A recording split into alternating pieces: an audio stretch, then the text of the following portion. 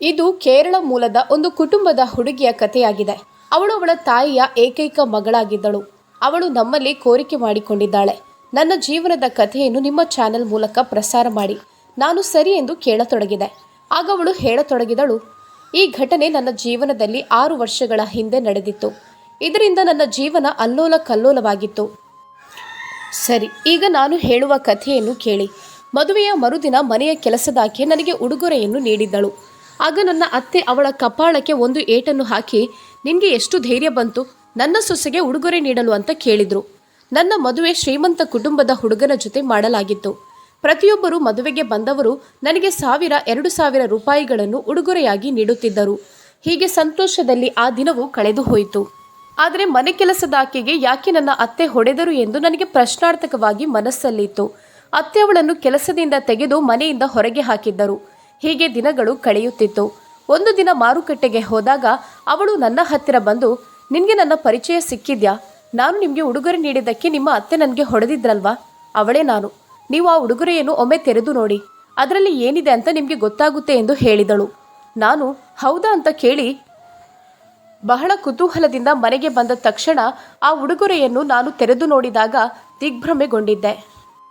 ಯಾಕಂದರೆ ನನ್ನ ಅತ್ತೆ ಪ್ರತಿ ಸಲದ ಹಾಗೆ ಈ ಬಾರಿಯೂ ನನ್ನನ್ನು ಹುಡುಗಿ ನೋಡಲು ಹುಡುಗನ ಕಡೆಯವರು ಬರುತ್ತಿದ್ದಾರೆ ಎಂದು ನನ್ನ ಅಜ್ಜಿ ಹೇಳಿದ್ದರು.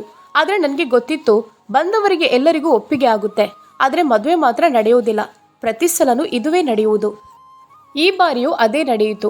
ಯಾಕಂದರೆ ಅವರು ಬಂದು ನನ್ನನ್ನು ನೋಡಿ ಹೋದರು. ಆದರೆ ಆ ಸಂಜೆ ನನ್ನ ಅಜ್ಜಿ ಅವರಿಗೆ ಫೋನ್ ಮಾಡಿ ಕ್ಷಮೆಯನ್ನು ಕೇಳುತ್ತಾ, ಏನಾದರೂ ಟೊಳ್ಳು ಕಾರಣ ಹೇಳಿ ನಮ್ಮ ಹುಡುಗಿಯನ್ನು ನಿಮ್ಮ ಮಗನ ಜೊತೆ ಮದುವೆ ಮಾಡಿಸಲು ಸಾಧ್ಯವಿಲ್ಲ ಅಂತ ಹೇಳ್ತಿದ್ರು.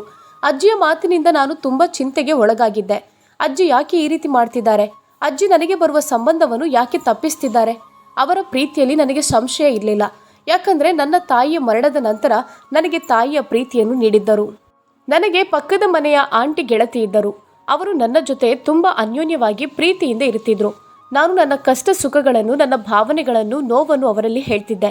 ಹೀಗೆ ನನಗೆ ಬಂದ ಸಂಬಂಧವನ್ನು ನೋಡಿ ಹೋದಾಗ ಅವರು ಹೇಳಿದರು, ನಿನ್ನ ಅಜ್ಜಿ ನಿನಗೆ ಮದುವೆ ಮಾಡಿಸೋದಿಲ್ಲ. ಯಾಕಂದರೆ ಅವರಿಗೆ ಒಂಟಿಯಾಗಿರುವುದಕ್ಕೆ ಇಲ್ಲಿ ತುಂಬ ಭಯ, ಬೇಸರವಾಗುತ್ತೆ. ಅದೂ ಅಲ್ಲದೆ ಅವರನ್ನು ನೋಡಿಕೊಳ್ಳಲು ನೀನಲ್ಲದೆ ಬೇರೆ ಯಾರಿದ್ದಾರೆ?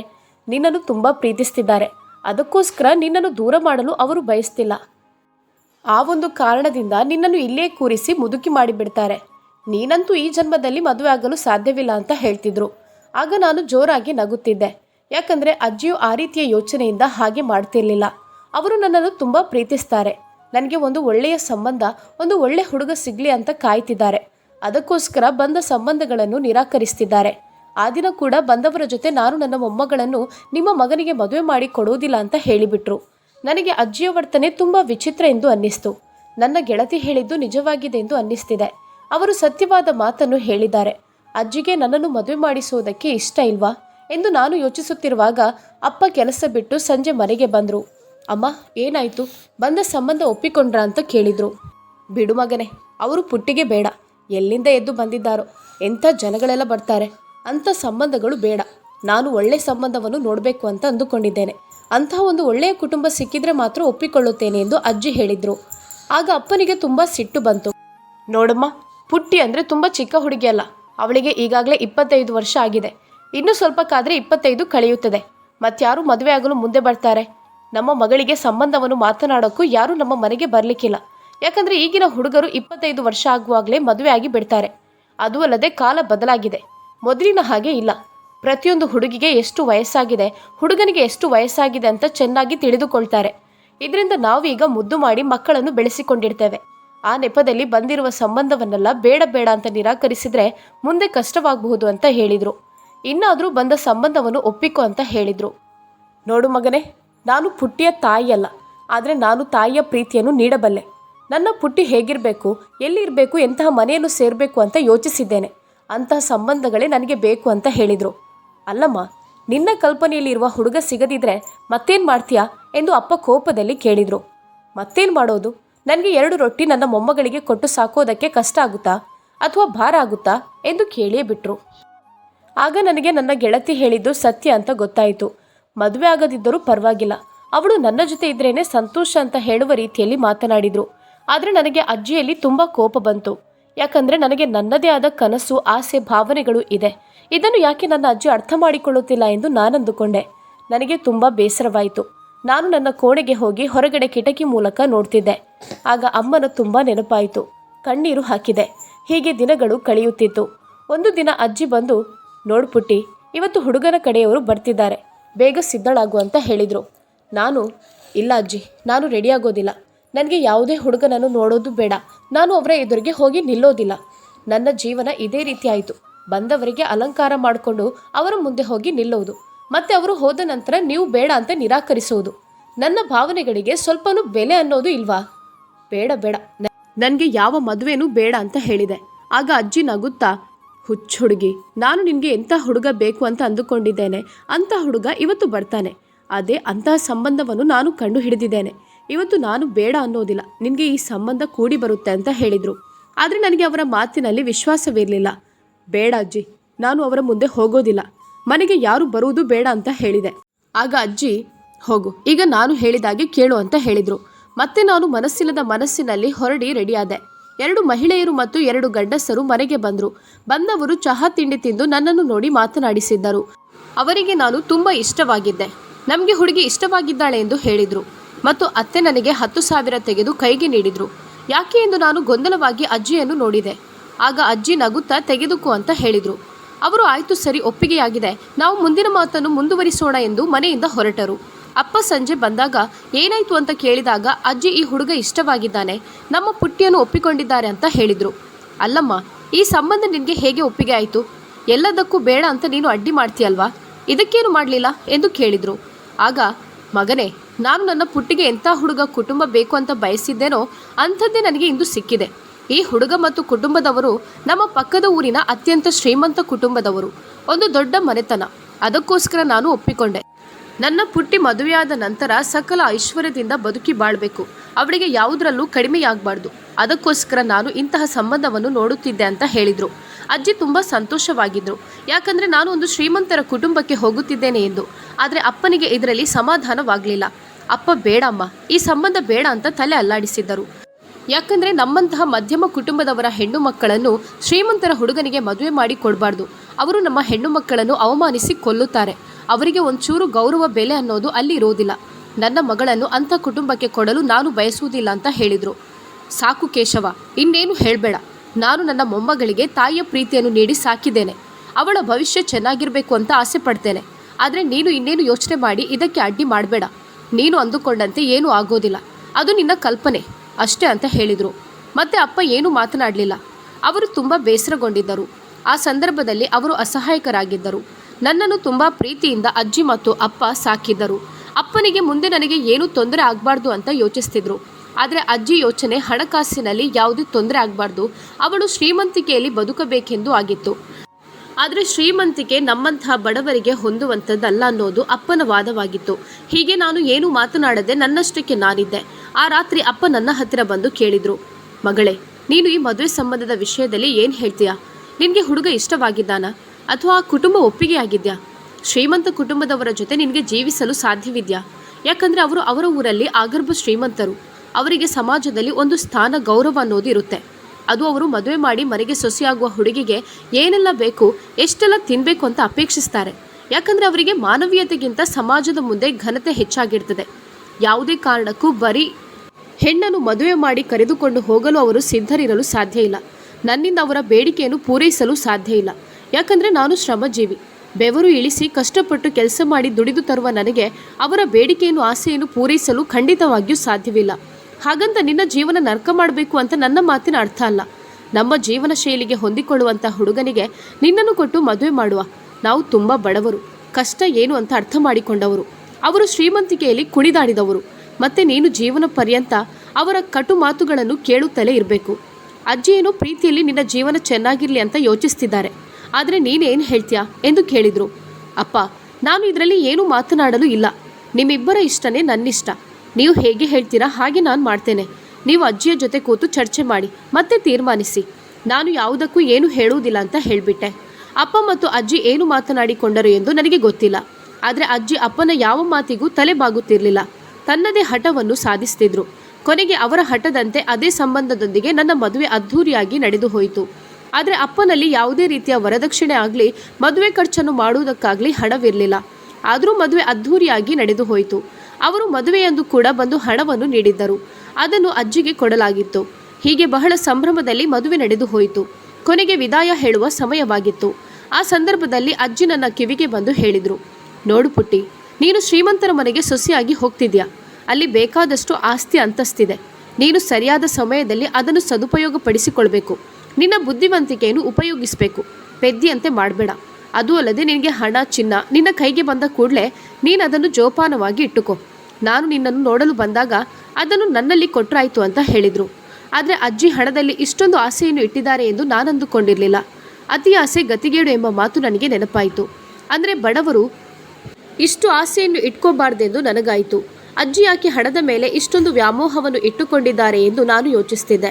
ಕೊನೆಗೆ ಅವರ ಮಾತುಗಳನ್ನು ಕಿವಿಗೆ ಕೇಳಿಸಿಕೊಂಡು ಅದನ್ನು ಕಿವಿಯಲ್ಲಿ ಗುಯಿಂಗು ಎಂದು ತಿರುಗಾಡ್ತಿತ್ತು.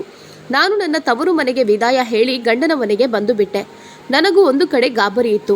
ನನ್ನ ಗಂಡ ಸ್ವಭಾವದಲ್ಲಿ ಹೇಗಿರ್ಬೋದು, ಗಂಡನ ಮನೆಯವರು ನನ್ನ ಜೊತೆ ಹೇಗೆ ನಡೆದುಕೊಳ್ಬೋದು. ಆದರೆ ನಾನು ಮದುವೆಯಾಗಿ ಗಂಡನ ಮನೆಗೆ ಹೋದಾಗ ಕೋಣೆಯಲ್ಲಿ ಕೂತಿದ್ದೆ. ಆಗ ನನ್ನ ಗಂಡ ಒಳಗೆ ಬಂದು ನನ್ನ ಪಕ್ಕದಲ್ಲಿ ಕೂತರು. ಅವರು ತುಂಬ ಹ್ಯಾಂಡ್ಸಮ್ ಆಗಿ ತುಂಬ ಚೆನ್ನಾಗಿದ್ದರು. ನನಗೆ ಒಂದೇ ನೋಟದಲ್ಲಿ ಅವರನ್ನು ತುಂಬ ಇಷ್ಟವಾಗಿತ್ತು ಮತ್ತು ಅವರ ಮಾತು ತುಂಬ ಚೆನ್ನಾಗಿತ್ತು. ನನ್ನ ಹೆಸರು ಚಾರ್ವಿ. ಮನೆಯಲ್ಲಿ ಮಾತ್ರ ಪ್ರೀತಿಯಿಂದ ಪುಟ್ಟಿ ಅಂತ ಕರೀತಿದ್ರು. ಚಾರ್ವಿ ಹೇಗಿದ್ಯಾ, ಹೇಗೆ ಆಗ್ತಿದೆ ಅಂತ ಕೇಳಿದರು. ನಾನೇನು ಮಾತನಾಡಿಲ್ಲ. ಮುಗುಳ್ನಕ್ಕಿದೆ. ನಾಚಿಕೆ ಆಗ್ತಿದ್ಯಾ? ನೀನೇನು ನಾಚಿಕೆ ಪಡಬೇಕಾಗಿಲ್ಲ. ನಾನು ನಿನ್ನ ಗಂಡ. ನಾವು ಮುಂದೆ ಜೀವನ ಪರ್ಯಂತ ಒಟ್ಟಿಗೆ ಜೀವಿಸಬೇಕು, ಸಂತೋಷವಾಗಿರಬೇಕು ಎಂದು ತುಂಬ ಚೆನ್ನಾಗಿ ನನ್ನ ಜೊತೆ ಮಾತನಾಡಿದರು. ಅವರ ಮಾತನಾಡುವ ಶೈಲಿ ಆಗಲಿ ನೋಟವಾಗಲಿ ಎಲ್ಲವೂ ನನಗೆ ತುಂಬ ಇಷ್ಟವಾಗಿತ್ತು. ಅವರು ಒಂದು ಒಳ್ಳೆಯ ಅನುಕಂಪದವರಾಗಿದ್ದರು. ನಾನು ದೇವರಿಗೆ ಕೃತಜ್ಞತೆ ಸಲ್ಲಿಸ್ತಿದ್ದೆ. ನಾನು ಬಯಸಿದ ಹುಡುಗನನ್ನು ನನಗೆ ನೀಡಿದೆ. ನಮ್ಮ ಜೀವನವು ಮುಂದಕ್ಕೆ ಚೆನ್ನಾಗಿಡಪ್ಪ ಅಂತ ಮನಸ್ಸಿನಲ್ಲಿ ಬೇಡಿಕೊಳ್ತಿದ್ದೆ. ಅದೂ ಅಲ್ಲದೆ ಆ ರಾತ್ರಿ ಅವರು ಹೇಳಿದರು, ನೋಡು, ಈ ನಮ್ಮ ಮನೆಯಲ್ಲಿ ಜೀವಿಸಬೇಕಾದ್ರೆ ಸ್ವಲ್ಪ ಜಾಗೃತಿಯಾಗಿರಬೇಕು. ಯಾರಲ್ಲಿ ಯಾವ ಸಮಯದಲ್ಲಿ ಹೇಗೆ ಮಾತನಾಡಬೇಕು ಅಂತ ನೀನು ನೋಡಿಕೊಳ್ಬೇಕು.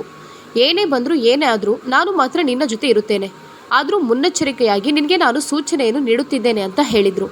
ನನ್ನನ್ನು ತುಂಬ ಪ್ರೀತಿಸ್ತಿದ್ರು ಮತ್ತು ತುಂಬ ಚೆನ್ನಾಗಿ ಮಾತನಾಡಿ ಆ ರಾತ್ರಿಯನ್ನು ಕಳೆದು ಬಿಟ್ಟೆವು. ಆದರೆ ಬೆಳಗ್ಗೆದ್ದು ನೆಂಟರು, ನೆರೆಕರೆಯವರು, ಕುಟುಂಬಸ್ಥರು ಎಲ್ಲರೂ ನನ್ನನ್ನು ನೋಡಲು ಬರ್ತಿದ್ರು. ಅಂದರೆ ಆ ದಿನ ರಿಸೆಪ್ಷನ್ ಪಾರ್ಟಿ ಏರ್ಪಡಿಸಲಾಗಿತ್ತು.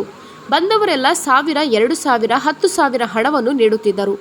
ಇವರೆಲ್ಲ ಯಾಕೆ ಇಷ್ಟು ಹಣವನ್ನು ನೀಡುತ್ತಿದ್ದಾರೆ ಎಂದು ನಾನು ಅವರ ಮುಖದಲ್ಲಿ ಪ್ರಶ್ನಾರ್ಥಕವಾಗಿ ನೋಡಿಕೊಂಡಾಗ ಇದು ಇಲ್ಲಿನ ಪದ್ಧತಿ ಅಂತ ಹೇಳಿದರು. ನನಗೆ ತುಂಬ ಉಡುಗೊರೆ ಸಿಕ್ಕಿತು. ಅಲ್ಲದೆ ಉಡುಗೊರೆಯಾಗಿ ತುಂಬ ಚಿನ್ನ, ಬೆಳ್ಳಿ ಅಥವಾ ಬೇರೆ ಬೇರೆ ವಸ್ತುಗಳು ದೊರಕಿದ್ದವು. ಅದು ಬೆಲೆ ಬಾಳುವಂಥದ್ದೇ. ಅದೂ ಅಲ್ಲದೆ ಮನೆಯ ಕೆಲಸದಾಳು ಕೂಡ ಉಡುಗೊರೆಯನ್ನು ನೀಡಿದ್ದರು. ಅವರಿಂದ ತೆಗೆದುಕೊಳ್ಳಲ ಬೇಡವಾ ಅಂತ ನಾನು ಯೋಚಿಸ್ತಿದ್ದೆ.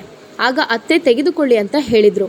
ಅದರಲ್ಲಿ ಒಬ್ಬಾಕೆ ಬಂದು, ಮೇಡಮ್, ನನ್ನಲ್ಲಿ ಈಗ ನೀಡುವುದಕ್ಕೆ ಏನೂ ಇಲ್ಲ. ನನ್ನ ಹೆಸರು ಶೋಭಾ. ನಾನು ಮುಂದೊಂದು ದಿನ ಉಡುಗೊರೆಯನ್ನು ನೀಡುತ್ತೇನೆ. ಆ ಉಡುಗೊರೆ ನಿಮ್ಮ ಜೀವನವನ್ನೇ ಬದಲಾಯಿಸುತ್ತದೆ, ನೆನಪಿಟ್ಟುಕೊಳ್ಳಿ ಅಂತ ಹೇಳಿದ್ಲು. ನನಗೆ ತುಂಬ ಹಣ ಸಂಗ್ರಹವಾಗಿತ್ತು. ಈ ಹಣವನ್ನು ನಾನು ಏನು ಮಾಡಲಿ ಅಂತ ಯೋಚಿಸ್ತಿದ್ದೆ. ಆಗ ಅಜ್ಜಿ ಹೇಳಿದ ಮಾತು ನೆನಪಾಯಿತು.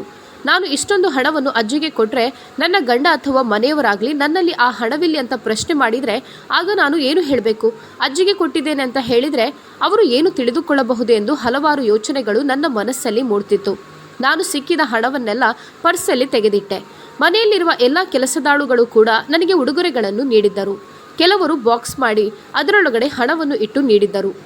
ನನ್ನ ಅತ್ತೆಗೆ ಎಲ್ಲರೂ ನನಗೆ ಉಡುಗೊರೆ ನೀಡಿದ್ದನ್ನು ಕಂಡು ಸಂತೋಷವಾಯಿತು. ಆದರೂ ನಾನು ಗೊಂದಲಕ್ಕೊಳಗಾದೆ. ನನ್ನ ಆ ದಿನ ಸಂತೋಷವಾಗಿದ್ದವು. ಮರುದಿನ ನಾನು ಕೋಣೆಯ ಒಳಗಡೆ ಇರುವಾಗ ಶೋಭಾ ಮನೆಯನ್ನು ಗುಡಿಸಲು ಬಂದಳು. ಬಂದಾಗ ನನ್ನಲ್ಲಿ ಹೇಳಿದಳು, ಮೇಡಮ್, ಇಲ್ಲಿ ಮನೆಯಲ್ಲಿ ನಿಮ್ಮನ್ನು ಸುತ್ತಮುತ್ತಲು ತೋರಿಸಲು ಕರಿಬಹುದು. ಆದರೆ ನೀವೆಲ್ಲಿಗೂ ಹೋಗಬೇಡಿ, ನಿಮ್ಮ ಮನೆಯಲ್ಲಿರಿ. ನಾನು ನಿಮ್ಮ ಒಳ್ಳೆಯದಕ್ಕಾಗಿ ಹೇಳ್ತಿದ್ದೇನೆ ಅಂತ ಹೇಳಿದ್ಲು. ಅವರು ನೋಡಲು ನನ್ನ ಅಮ್ಮನ ವಯಸ್ಸಾಗಿರ್ಬೋದು.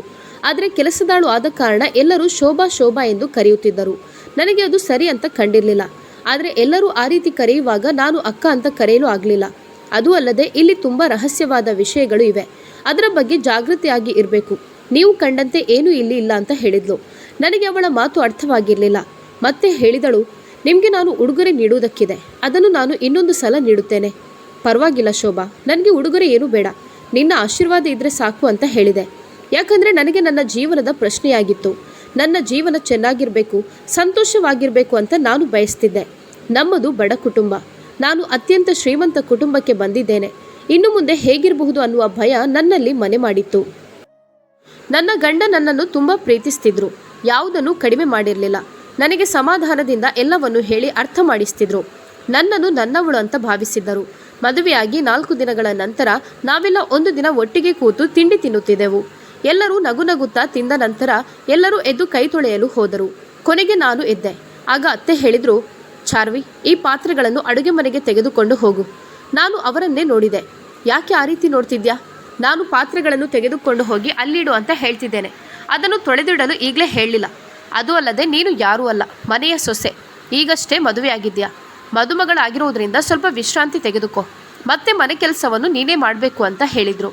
ಆಗ ನನ್ನ ಗಂಡ ಕೇಳಿದ್ರು, ಅಲ್ಲಮ್ಮ, ಈ ಮನೆಯಲ್ಲಿ ಬೇರೆ ಯಾರು ಸೊಸೆಯಂದರು ಕೆಲಸ ಮಾಡುವುದನ್ನು ನಾನು ನೋಡಿರಲಿಲ್ಲ. ಮತ್ತು ನನ್ನ ಹೆಂಡತಿಯಲ್ಲಿ ಯಾಕೆ ನೀವು ಕೆಲಸ ಮಾಡಿಸ್ತಿದ್ದೀರಾ? ನೋಡು, ಅವರೆಲ್ಲ ಒಳ್ಳೆ ಶ್ರೀಮಂತರ ಮನೆಯ ಮಕ್ಕಳು. ಇಲ್ಲಿ ಕೆಲಸ ಮಾಡಲು ಬರಲಿಲ್ಲ. ಆದರೆ ನಿನ್ನ ಹೆಂಡತಿ ಆಗಲ್ಲ. ಅವಳು ಬಡ ಹಿನ್ನೆಲೆಯ ಹುಡುಗಿ. ಕೆಲಸ ಮಾಡಿ ಅಭ್ಯಾಸ ಇದೆ. ಮನೆ ಕೆಲಸವನ್ನೆಲ್ಲ ಅವಳೇ ಮಾಡಬೇಕು. ಅವಳೇನು ಅರಮನೆಯಿಂದ ಬಂದ ಯುವರಾಣಿಯಲ್ಲ ಎಂದು ಎಲ್ಲರ ಮುಂದೆ ಹೇಳಿ ಅವಮಾನಿಸಿದರು. ಆಗ ನನ್ನ ಗಂಡ, ಇಲ್ಲ, ನನ್ನ ಹೆಂಡತಿಯಲ್ಲಿ ನಾನು ಯಾವ ಕೆಲಸವನ್ನು ಮಾಡಿಸುವುದಿಲ್ಲ ಅಂತ ಹೇಳಿದರು. ಆಗ ಸರಿಯಪ್ಪ, ನೀನು ಮಾಡಿಸಬೇಡ, ಸ್ವಲ್ಪ ಕೆಲಸದಲ್ಲಿ ಅಭ್ಯಾಸ ಆಗಲಿ ಅಂತ ನಾನು ಹೇಳಿದೆ. ಈಗ ತೊಳೆಯಲು ಹೇಳಲಿಲ್ಲ, ಒಳಗೆ ತೆಗೆದುಕೊಂಡು ಹೋಗಿ ಇಡಲು ಹೇಳಿದ್ದು ಮಾತ್ರ ಅಂತ ಹೇಳಿದರು. ಅವರ ಆ ಮಾತುಗಳಿಂದ ಅಪ್ಪ ಹೇಳಿದ ಆ ಮಾತುಗಳು ನೆನಪಾಯಿತು. ನನ್ನ ಅಪ್ಪ ಇದಕ್ಕೋಸ್ಕರ ಶ್ರೀಮಂತರ ಮನೆಗೆ ನನ್ನ ಮಗಳನ್ನು ಕೊಡುವುದು ಬೇಡ ಅಂತ ಹೇಳಿದ್ದರು. ಆ ದಿನದ ಮಾತಿನಿಂದ ನನ್ನ ಮನಸ್ಸು ತುಂಬ ಬೇಸರವಾಯಿತು. ಯಾಕಂದರೆ ಎಲ್ಲರ ಮುಂದೆ ನನ್ನ ಅತ್ತೆ ನಾನು ಬಡ ಕುಟುಂಬದವಳು ಎಂದು ನನ್ನನ್ನು ಅವಮಾನ ಮಾಡಿ ಕೀಳಾಗಿ ಕಂಡಿದ್ದರು. ನನಗೆ ನನ್ನ ಅಜ್ಜಿಯ ಮೇಲೆ ತುಂಬ ಕೋಪ ಬರ್ತಿತ್ತು. ಎಲ್ಲವೂ ಅಜ್ಜಿಯಿಂದಾಗಿ ಈ ರೀತಿ ಆಗ್ತಿದೆ. ನಾನು ಪಾತ್ರೆಗಳನ್ನೆಲ್ಲ ತೆಗೆದು ಒಳಗಡೆ ಇಟ್ಟೆ. ನನ್ನ ಕೋಣೆಗೆ ಹೋಗಿ ಅಳುತ್ತಿದ್ದೆ. ಆಗ ನನ್ನ ಗಂಡ ಬಂದು ನನಗೆ ಸಮಾಧಾನ ಹೇಳಿದರು. ಇಲ್ಲ, ಸ್ವಲ್ಪ ದಿನ ಮಾತ್ರ ಅಮ್ಮ ನಿನ್ನನ್ನು ಪರೀಕ್ಷೆ ಮಾಡಲು ಆ ರೀತಿ ಕೆಲಸ ಹೇಳಿದರು. ನೀನು ಸಮಾಧಾನವಾಗಿರು, ಏನೂ ಆಗುವುದಿಲ್ಲ ಅಂತ ಹೇಳಿದರು. ನಾನು ಅವರ ಪ್ರೀತಿಯ ಮಾತಿನಿಂದ ಸ್ವಲ್ಪ ಸಮಾಧಾನವಾಗಿ ಇದ್ದೆ. ಇಲ್ಲದಿದ್ದರೆ ನನಗೆ ತುಂಬ ಚಿಂತೆ ಆಗ್ತಿತ್ತು.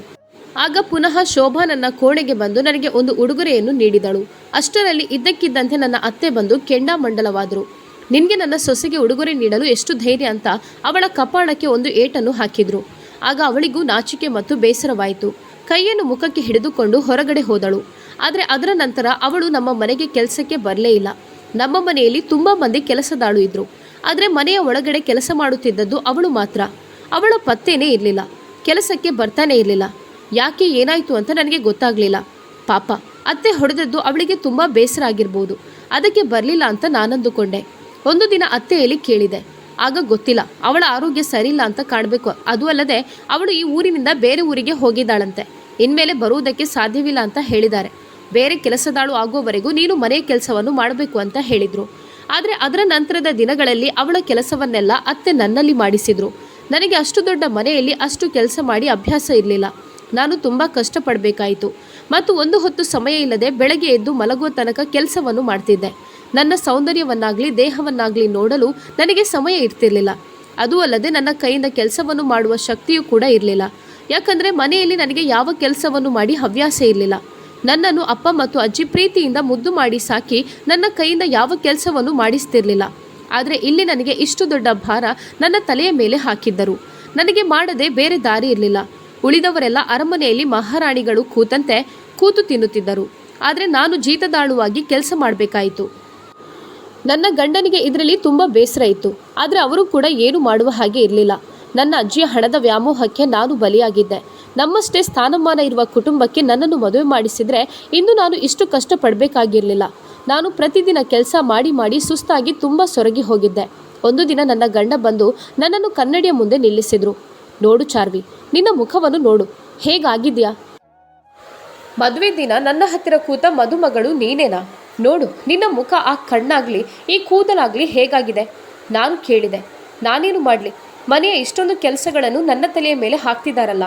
ನನ್ನನ್ನು ಒಂದು ಹುಡುಗಿ ಅಂತ ಯೋಚಿಸದೆ ನನ್ನ ಮೇಲೆ ಎಲ್ಲ ಕೆಲಸವನ್ನು ಹಾಕಿಬಿಟ್ಟಿದ್ದಾರೆ. ನಾನೇನು ಮಾಡಲಿ?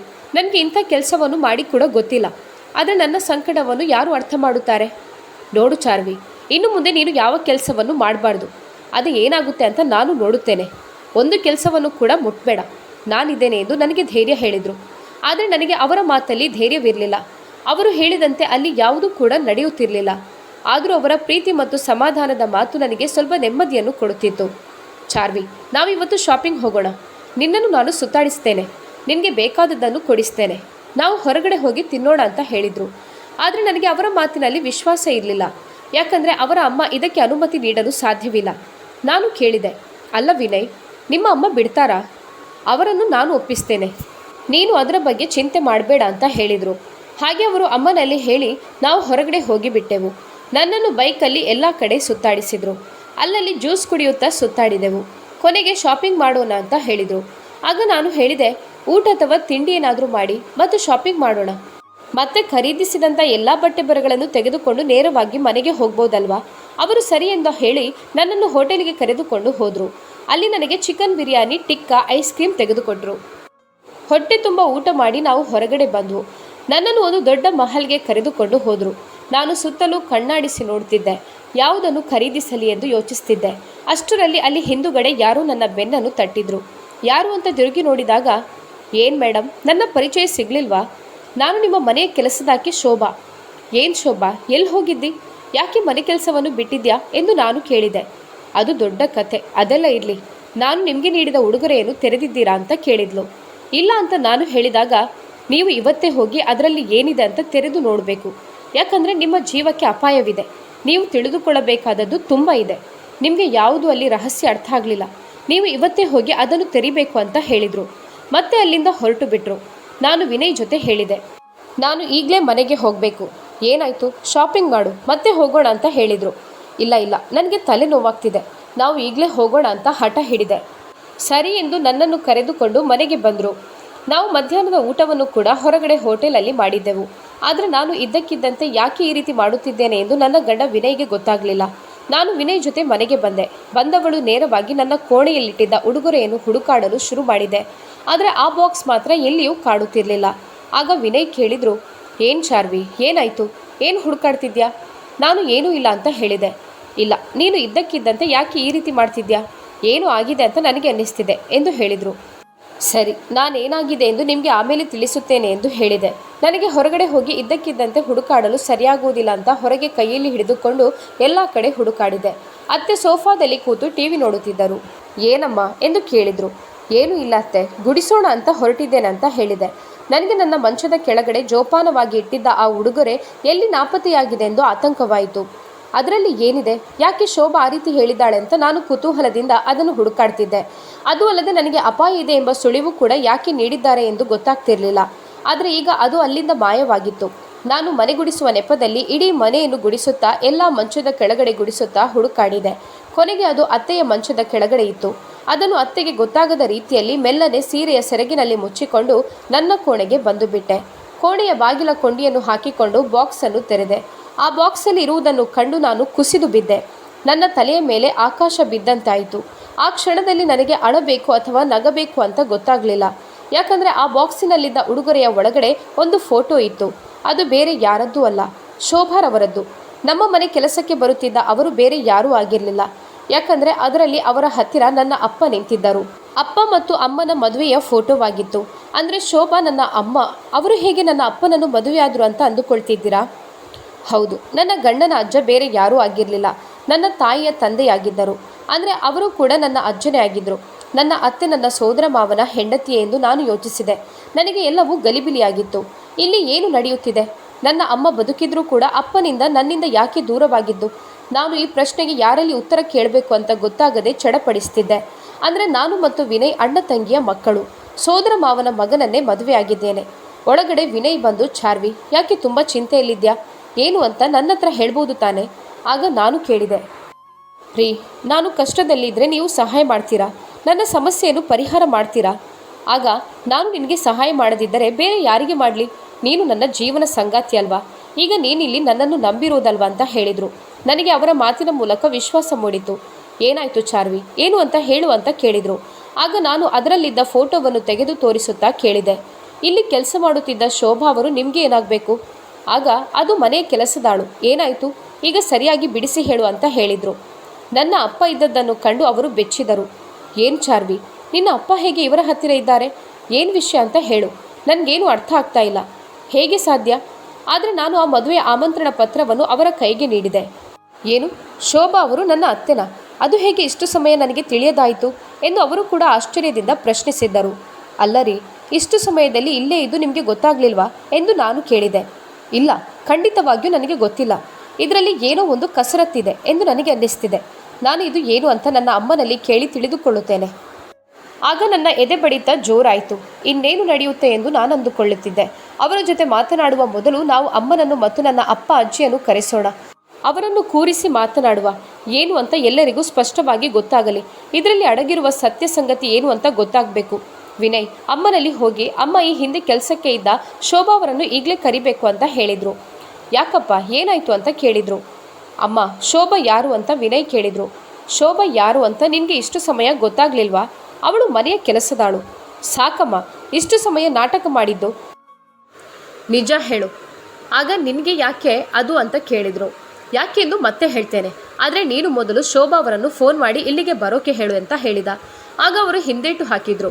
ಆದರೆ ಅಮ್ಮ, ನೀವೀಗ ಕರೆಯದಿದ್ದರೆ ಮುಂದೆ ಬೇರೆನೇ ಆಗುತ್ತೆ ಅಂತ ಹೇಳಿದರು. ಅತ್ತೆ ನನ್ನನ್ನು ದುರುಗುಟ್ಟಿ ನೋಡುತ್ತಿದ್ದರು ಮತ್ತು ಆತಂಕಗೊಂಡು ಫೋನ್ ಮಾಡಿದರು. ಸ್ವಲ್ಪ ಹೊತ್ತಾದ ನಂತರ ಅಮ್ಮ ಮನೆಗೆ ಬಂದರು. ನಾನು ಕಣ್ಣಲ್ಲಿ ಕಣ್ಣೀರು ಸುರಿಸ್ತಿದ್ದೆ. ಆದರೆ ಅವರ ಎದುರುಗಡೆ ಏನೂ ಮಾತನಾಡಲಿಲ್ಲ. ನಾನು ಅಜ್ಜಿಗೆ ಮತ್ತು ಅಪ್ಪನಿಗೆ ಇಲ್ಲಿಗೆ ಬರಲು ತಿಳಿಸಿದೆ. ಆಗ ಅವರು ಕೂಡ ಬಂದರು. ಮನೆಯ ಒಳಗಡೆ ಪ್ರವೇಶಿಸುತ್ತಿದ್ದಂತೆ ಅಮ್ಮನನ್ನು ನೋಡಿ ಬೆಚ್ಚಿ ಆಶ್ಚರ್ಯದಿಂದ ಕಣ್ಣೀರು ಹಾಕಿದ್ರು. ಅಮ್ಮ ಓಡಿಕೊಂಡು ಹೋಗಿ ಅಪ್ಪನನ್ನು ತಬ್ಬಿ ಹಿಡಿದುಕೊಂಡರು. ರೀ, ಹೇಗಿದ್ದೀರಾ ಅಂತ ಕೇಳಿದರು. ಅಜ್ಜಿಯ ಕಾಲಿಗೆ ಬಿದ್ದು ನಮಸ್ಕರಿಸಿದ್ದರು. ಆದರೆ ಅತ್ತೆ ಮಾತ್ರ ಏನೂ ಮಾತನಾಡುತ್ತಿರಲಿಲ್ಲ. ವಿನಯ್ ಕೇಳಿದ, ಏನಿದು? ಯಾಕೆ ಈ ರೀತಿ ಸಂಬಂಧವನ್ನು ರಹಸ್ಯವಾಗಿ ಮುಚ್ಚಿಟ್ಟಿದ್ದೀರಾ? ನಮಗೆ ಇವತ್ತೆಲ್ಲವೂ ಗೊತ್ತಾಗಲೇಬೇಕು. ಆಗ ನಾನು ಅಜ್ಜಿ ಮತ್ತು ಅಪ್ಪನಲ್ಲಿ ಕೇಳಿದೆ, ಏನಪ್ಪ, ಅಮ್ಮ ಇದ್ರೂ ಇಷ್ಟು ಸಮಯ ಅಮ್ಮ ಇಲ್ಲದಂತೆ ನನ್ನನ್ನು ಯಾಕೆ ಸಾಕಿದ್ರಿ? ನನ್ನಲ್ಲಿ ಅಮ್ಮ ಬದುಕಿದ್ದಾಳೆ, ಇಂಥ ಕಡೆ ಇದ್ದಾಳೆ ಅಂತ ಯಾಕೆ ಹೇಳಿಲ್ಲ? ಯಾಕಜ್ಜಿ ಅಂತ ಕೇಳಿದೆ. ಆಗ ಅವರಲ್ಲಿ ಮಾತಿರಲಿಲ್ಲ. ಅಪ್ಪ ಹೇಳಿದರು, ನಾನು ಮತ್ತು ನಿನ್ನ ಅಮ್ಮ ಪ್ರೀತಿಸಿ ಮದುವೆ ಆಗಿದ್ದೇವೆ. ಆದರೆ ನಿನ್ನ ಅಮ್ಮನ ಮನೆಯವರಿಗೆ ನಾವು ಬಡವರಾಗಿರೋದ್ರಿಂದ ಇದರಲ್ಲಿ ಯಾವ ಮನಸ್ಸಿರಲಿಲ್ಲ. ಆದರೂ ನಿನ್ನ ಅಮ್ಮ ನನಗೆ ನಿಮ್ಮ ಪ್ರೀತಿನೇ ದೊಡ್ಡದು ಅಂತ ನನ್ನನ್ನು ಮದುವೆ ಆದ್ಲು. ನಾವು ಸುಖವಾಗಿ ನೆಮ್ಮದಿಯಿಂದ ಇರಲು ಅಮ್ಮನ ಮನೆಯವರು ಬಿಡಲಿಲ್ಲ. ನೀನು ಮಗುವಾಗಿ ಬಂದೆ. ಆ ಸಂತೋಷದಲ್ಲಿರುವಾಗ ನಿನ್ನ ಅಮ್ಮ ಕಾಣೆಯಾಗ್ತಾಳೆ. ಎಲ್ಲಿದ್ದಾಳೆಂದು ನಮಗೆ ಸುಳಿವೇ ಸಿಗಲಿಲ್ಲ. ಆದರೆ ಪೊಲೀಸು ಕೇಸು ಅದು ಇದು ಅಂತ ಹೋಗೋದಕ್ಕೆ ನಮ್ಮಲ್ಲಿ ಬೇಕಾದಷ್ಟು ಹಣವೂ ಇರಲಿಲ್ಲ. ನಿಮ್ಮ ಅಜ್ಜ ಕೂಡ ಆ ಸಮಯದಲ್ಲಿ ತೀರಿಕೊಂಡಿದ್ರು. ಆಗ ವಿನಯ್ ಅತ್ತೆಯನ್ನು ನೋಡಿ ಕೇಳ್ತಾರೆ, ಅಮ್ಮ, ಮುಂದೆ ಏನಾಯಿತು ಅಂತ ನೀವೇ ಹೇಳಿ. ಆಗ ಅವರು ನಡುಗುತ್ತಾ ಅಲ್ಲಿ ನಿಂತಿದ್ರು. ಹೇಳಮ್ಮ, ಯಾಕೆ ಕಲ್ಲಿನ ಹಾಗೆ ನಿಂತುಕೊಂಡಿದ್ಯಾ? ಏನು ಅಂತ ನಮಗೆ ಸ್ಪಷ್ಟವಾಗಿ ಹೇಳು. ಮಾವ ಹೇಳಿದ್ರಲ್ಲ, ಮುಂದೇನಾಯಿತು ಅಂತ ನೀನೇ ಮುಂದುವರಿಸು. ವಿನಯ್, ನಮ್ಮ ಮನೆತನ ತುಂಬ ಶ್ರೀಮಂತರ ಮನೆತನ. ಇಲ್ಲಿ ಪ್ರೀತಿಗಿಂತ ಘನತೆ ಮುಖ್ಯವಾಗಿದೆ. ಆದರೆ ನಿನ್ನ ಅತ್ತೆ ನಿನ್ನ ಮಾವನನ್ನು ಪ್ರೀತಿಸಿ ಅವರ ಇಚ್ಛೆಯಂತೆ ಮದುವೆಯಾದರು. ನಿನ್ನ ಅಪ್ಪ ಮತ್ತು ಅತ್ತೆ ಇಬ್ಬರೇ ಮಕ್ಕಳು. ಆದರೂ ನಿನ್ನ ಅಜ್ಜ ಹೆಚ್ಚಿನ ಆಸ್ತಿಯನ್ನು ಅವರ ಹೆಸರಿಗೆ ಬರೆದು ಸತ್ತು ಹೋದರು. ಅವರು ಹೇಳುತ್ತಿದ್ದರು, ನಿಮಗೆ ಬಿಸ್ನೆಸ್ ಇದೆ, ಫ್ಯಾಕ್ಟ್ರಿ ಇದೆ, ನಾನು ಆಸ್ತಿಯನ್ನು ಮಗಳಿಗೆ ಬರೆದು ಕೊಡುತ್ತೇನೆ. ಆದರೆ ನಿನ್ನ ಅಪ್ಪ ನಿರಾಕರಿಸ್ತಿದ್ರು. ಆದರೂ ಅಜ್ಜ ಎಲ್ಲ ಆಸ್ತಿಯನ್ನು ಅತ್ತೆ ಹೆಸರಿಗೆ ಬರೆದು ಸತ್ತು ಹೋಗಿದ್ದರು. ನಾವು ನಿನ್ನ ಅತ್ತೆಯಲ್ಲಿ ತುಂಬ ಕೇಳಿಕೊಂಡೆವು, ಆಸ್ತಿಯನ್ನು ನಮಗೆ ಹಿಂದಿರುಗಿಸು. ಆದರೆ ಅತ್ತೆ ಕೇಳಲಿಲ್ಲ. ಅತ್ತೆಯನ್ನು ಕಿಡ್ನ್ಯಾಪ್ ಮಾಡಿ ಕತ್ತಲ ಕೋಣೆಯಲ್ಲಿ ಕೂಡಿ ಹಾಕಿದ್ದೆವು. ಇದರಿಂದ ನಿನ್ನ ಅತ್ತೆ ಮಾನಸಿಕವಾಗಿ ಡಿಪ್ರೆಷನ್ಗೆ ಒಳಗಾದರು. ವರ್ಷಗಳು ಕಳೆದಿತ್ತು. ನಿನ್ನ ಮಾವನು ಅತ್ತೆಯನ್ನು ಹುಡುಕಾಡುವ ಪ್ರಯತ್ನ ಕೈಬಿಟ್ಟಿದ್ದರು. ನಾವು ಶೋಭಾಳನ್ನು ಕರೆದುಕೊಂಡು ಮನೆಗೆ ಬಂದೆವು. ಅವಳು ಅಂದಿನಿಂದ ಇಂದಿನವರೆಗೆ ನಮ್ಮ ಮನೆಯಲ್ಲಿ ಕೆಲಸದಾಳುವಾಗಿ ಜೀವನ ಸಾಗಿಸ್ತಿದ್ಲು. ನೀನು ಯಾವುದೇ ಕಾರಣಕ್ಕೂ ನಿನ್ನ ಗಂಡನ ಮನೆಗೆ ಹೋಗಬಾರ್ದು, ಮಗಳನ್ನು ನೋಡಬಾರ್ದು ಅಂತ ಹೇಳಿದ್ದೆ. ನಾವು ಕೊನೆಗೆ ಬೆದರಿಕೆಯನ್ನು ಹಾಕಿದೆವು. ನೀನು ಆಸ್ತಿಯನ್ನು ಬರೆದು ಕೊಡದಿದ್ದರೆ ನಿಮ್ಮ ಮೊಮ್ಮಗುವನ್ನು ಕೊಲ್ಲುತ್ತೇವೆ ಅಂತ ಹೇಳಿದೆ. ಆಗ ಅಮ್ಮ ಸತ್ಯ ಸಂಗತಿಯನ್ನು ಬಾಯ್ಬಿಟ್ರು. ನಾನು ನನ್ನ ಎಲ್ಲ ಆಸ್ತಿಯನ್ನು ನನ್ನ ಮಗಳ ಹೆಸರಿಗೆ ಬರೆದು ಕೊಟ್ಟಿದ್ದೇನೆ. ಆಗ ನಾವು ತುಂಬ ಕೋಪಗೊಂಡ್ವು. ಮುಂದೇನು ಮಾಡುವುದೇ ಅಂತ ತಿಳಿಯಲಿಲ್ಲ. ಕೊನೆಗೆ ಹೇಗಾದರೂ ಮಾಡಿ ಆ ಆಸ್ತಿಯನ್ನು ನಮ್ಮ ಪಾಲಿಗೆ ಮಾಡಬೇಕು ಅಂತ ಚಾರ್ವಿಯನ್ನು ನಿನಗೆ ಮದುವೆ ಮಾಡಿಸಿದೆವು. ಆಗ ನಾನು ಹೇಳಿದೆ, ದೇವರು ದೊಡ್ಡವನು, ನೀವು ಏನೂ ನಿರೀಕ್ಷೆ ಮಾಡಿ ಪ್ಲ್ಯಾನ್ ಮಾಡಿದ್ದೀರಾ. ಆದರೆ ನೀವಂದುಕೊಂಡದ್ದನ್ನು ದೇವರು ಸಾಧಿಸಿಕೊಡಲಿಲ್ಲ. ಆಗ ಅಜ್ಜಿ ಹೇಳಿದರು, ನೀವು ನನ್ನ ಮೇಲೆ ಸಿಟ್ಟು ಮಾಡ್ತಿದ್ದೀರಲ್ಲ, ನಾನು ಇದಕ್ಕೋಸ್ಕರನೇ ಕಾಯ್ತಿದ್ದೆ. ಅಂದರೆ ನನಗೆ ಗೊತ್ತಿತ್ತು ನನ್ನ ಸೊಸೆಯನ್ನು ಇವರು ಇಲ್ಲಿ ಅಡಗಿಸಿದ್ದಾರೆ. ಇದು ಕಂಡು ಹಿಡಿಯಬೇಕಾದ್ರೆ ನೀನು ಈ ಮನೆಗೆ ಬರಬೇಕಾಗಿತ್ತು. ಅದಕ್ಕೋಸ್ಕರ ನಾನು ಆ ದಿನಗಳನ್ನು ಕಾಯುತ್ತಿದ್ದೆ. ಆಸ್ತಿ ಸಂಪತ್ತು ನಿನ್ನ ಹೆಸರಲ್ಲಿದೆ ಅಂತ ನನಗೆ ಗೊತ್ತಿತ್ತು. ಒಂದಲ್ಲ ಒಂದು ದಿನ ನಿನ್ನನ್ನು ಹುಡುಕಾಡಿಕೊಂಡು ಬರ್ತಾರೆ ಅಂತ ಕೂಡ ನನಗೆ ಗೊತ್ತಿತ್ತು. ನಾನು ನನ್ನಮ್ಮನನ್ನು ಹೋಗಿ ತಬ್ಬಿಕೊಂಡೆ. ಅಮ್ಮ, ನೀನು ಭಯಪಡಬೇಡ. ಈಗ ಮನುಷ್ಯ ಅಂದುಕೊಂಡಂತೆ ಯಾವುದೂ ನಡೆಯುವುದಿಲ್ಲ. ದೇವರು ಇಚ್ಛಿಸಿದರೆ, ಅನುಗ್ರಹಿಸಿದರೆ ಮಾತ್ರ ನಡೆಯುತ್ತೆ. ಮನುಷ್ಯ ಅಂದುಕೊಂಡಂತೆ ನಡೆದರೆ ಅದನ್ನು ಯಾರೂ ಕೂಡ ಜೀವನ ಅಂತ ಹೇಳೋದಿಲ್ಲ. ವಿನಯ್ ಅಮ್ಮನನ್ನು ನೋಡಿ, ಛೇ, ನೀನು ಒಂದು ಹೆಣ್ಣ, ನಿನಗೆ ಹೆಣ್ಣಿನ ನೋವು ಕಷ್ಟ ಗೊತ್ತಾಗೋದಿಲ್ವಾ? ಸಾಯುವಾಗ ಏನು ಆಸ್ತಿ ಅಂತಸ್ತು ಭೂಮಿಯನ್ನು ತೆಗೆದುಕೊಂಡು ಹೋಗ್ತೀರಾ? ಆಗ ಬೇಕಾದದ್ದು ಬರೀ ಒಂದು ತುಂಡು ಬಿಳಿ ಬಟ್ಟೆ ಮಾತ್ರ ಅಲ್ವಾ? ಯಾಕೆ ಈ ಲೋಕದಲ್ಲಿ ಮಾನವೀಯತೆಯನ್ನು ಕಳೆದುಕೊಳ್ಳುತ್ತೀರಾ ಅಂತ ಹೇಳಿದರು. ನೀನು ತಾಯಿಯಾಗಿ ನನ್ನನ್ನು ಈ ಭೂಮಿ ಮೇಲೆ ಹಾಕಿದ್ಯಾ. ಆದರೂ ನಿನಗೆ ಒಂಚೂರು ಕರುಣೆ ಅನ್ನೋದು ಬರಲಿಲ್ವಾ? ಅತಿ ಆಸೆ ಗತಿಗೇಡು ಎಂಬಂತೆ ನಿನ್ನ ಸ್ಥಿತಿ ಆಯಿತು ನೋಡು. ನೋಡು, ಆಸ್ತಿಗಾಗಿ ಏನೆಲ್ಲ ಕುತಂತ್ರಗಳನ್ನು ಮಾಡಿದ್ದೆ. ಆದರೆ ಈಗ ಏನಾಯಿತು? ನಿನ್ನ ಪಾಲಿಗೆ ಆಸ್ತಿ ಬಂತಾ ಅಥವಾ ಸಂಬಂಧಗಳು ಉಳಿಯಿತಾ? ನೋಡಮ್ಮ, ಆಸ್ತಿ ಅಂತಸ್ತು ಹಣ ಬರ್ಬೋದು ಹೋಗ್ಬೋದು, ಅದು ನೀರಿನಂತೆ ನಿಂತಲ್ಲಿ ನಿಲ್ಲೋದಿಲ್ಲ. ಆದರೆ ಒಬ್ಬನಿಗೆ ಮಾಡಿದ ಅನ್ಯಾಯ ನಿನ್ನ ಜೀವನ ಪರ್ಯಂತ ಅದು ಬಿಟ್ಟು ಹೋಗೋದಿಲ್ಲ. ಆ ನೋವು, ವಿಶ್ವಾಸದ್ರೋಹ ಹೇಗೆ ನಿನಗೆ ಹಿಂದಿರುಗಿ ಸಿಗುತ್ತದೆ ಅಂತ ಅನುಭವಿಸಿದ ನಂತರನೇ ಗೊತ್ತಾಗೋದು. ವಿನಯ್ಗೆ ತದನಂತರ ಅಲ್ಲಿರೋದಕ್ಕೆ ಮನಸ್ಸಿರಲಿಲ್ಲ. ನಾವು ಬೇರೆ ಕಡೆನೇ ಜಾಗವನ್ನು ಖರೀದಿಸಿ ದೊಡ್ಡ ಮನೆಯನ್ನು ಕಟ್ಟಿದೆವು. ಅಲ್ಲಿ ಅಪ್ಪ, ಅಮ್ಮ, ಅಜ್ಜಿ, ನಾನು, ವಿನಯ್ ವಾಸವಾಗ್ತಿದ್ದೆವು. ಅತ್ತೆ ಮತ್ತು ಮಾವ ಮತ್ತು ವಿನಯ್ನ ಅಣ್ಣ ಮತ್ತು ಕುಟುಂಬಸ್ಥರು ಅದೇ ಹಳೆಯ ಮನೆಯಲ್ಲಿ ವಾಸ ಮಾಡುತ್ತಿದ್ದರು. ನೋಡಮ್ಮ, ನಾನು ಸಂಬಂಧಗಳನ್ನು ಮುರಿಬೇಕು ಅಂತ ಹೋಗ್ತಾ ಇಲ್ಲ. ನೀನು ಕೂಡ ನನ್ನ ಜೊತೆ ಬರ್ಬೋದು. ಆದರೆ ಮಾಡಿದ ತಪ್ಪಿಗೆ ನಾನು ಕ್ಷಮೆಯನ್ನು ಕೇಳುತ್ತಾ ಇಷ್ಟು ಸಮಯ ನಮ್ಮಿಂದಾಗಿ ಕಷ್ಟಪಟ್ಟ ಮಾವ ಮತ್ತು ಅಜ್ಜಿ, ಅತ್ತಿಗೆ ಸಂತೋಷ, ಸುಖ ಕೊಡಬೇಕು ಅಂತ ನಾನು ಅವರಿಗೋಸ್ಕರ ಬೇರೆ ಮನೆ ಮಾಡ್ತಿದ್ದೇನೆ. ಇನ್ನಾದರೂ ಇಂಥ ತಪ್ಪುಗಳನ್ನು ಮಾಡದೆ ನೆಮ್ಮದಿಯಾಗಿ ಜೀವನ ನಡೆಸುವುದನ್ನು ಕಲಿಬೇಕು. ಬದುಕು ಅನ್ನೋದು 3 ಅಕ್ಷರ. ಅದರಲ್ಲಿ ಎಲ್ಲವೂ ಬರುವುದು 3 ಅಕ್ಷರದ ಪದಗಳು: ಜನನ, ಜೀವನ, ಮರಣ. 3 ಅಕ್ಷರದ ಜೀವನಕ್ಕೋಸ್ಕರ ಯಾಕೆ ನಾವು ಕಿತ್ತಾಟ, ಕೋಪ ಮಾಡಿಕೊಳ್ಳೋದು? ಆಗ ಅಮ್ಮ ಕಣ್ಣೀರು ಹಾಕುತ್ತಾ, ನಾನು ತುಂಬ ದೊಡ್ಡ ತಪ್ಪು ಮಾಡಿದ್ದೇನೆ, ಯಾರೂ ಕ್ಷಮಿಸುವಂಥದ್ದಲ್ಲ. ಆದರೂ ಮನಸಾರೆ ನನ್ನನ್ನು ಕ್ಷಮಿಸಬೇಕು ಮತ್ತು ನಾನು ಎಂದಿಗೂ ಇಂಥ ತಪ್ಪುಗಳನ್ನು ಮಾಡೋದಿಲ್ಲ. ನೀವು ನೆಮ್ಮದಿಯಾಗಿ ಒಟ್ಟಿಗೆ ಇರಿ ಅಂತ ಬೇಡಿಕೊಂಡ್ರು. ಆಗ ಎಲ್ಲರೂ ಇನ್ನಾದರೂ ಸರಿಯಾಯ್ತಲ್ವಾ ಅಂತ ಸಂತೋಷಪಟ್ಟರು.